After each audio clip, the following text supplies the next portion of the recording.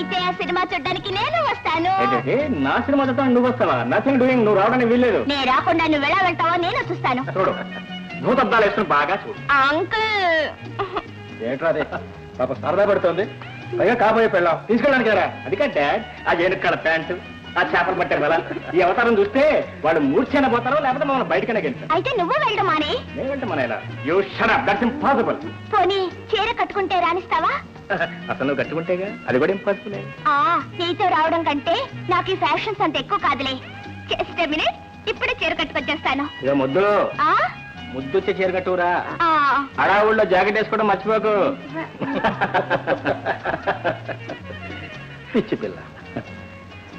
దీని తండ్రి వెంకట్రామయ్య నేను వ్యాపారంలో భాగస్థులు మాత్రమే కాదు, జీవితంలో మంచి స్నేహితులను కూడా. వాడు పోయాడు, దీన్ని పెంచి పెద్ద చేయాల్సిన బాధ్యత నా మీద పడింది. మీ ఇద్దరికి ఆ బంధం కాస్త కూడా పడిపోతే యూ డోంట్ వరీ డాడ్. నీ కాబోయే కూడా అక్కడికి ఎందుకు తీసుకెళ్తున్నా నీకు తెలుసా? అసలు వెళ్ళాలంటే ఎలా ఉండాలో ఆ జానకమ్మ గారిని చూసి నేర్చుకుంటున్నాను. Got my point?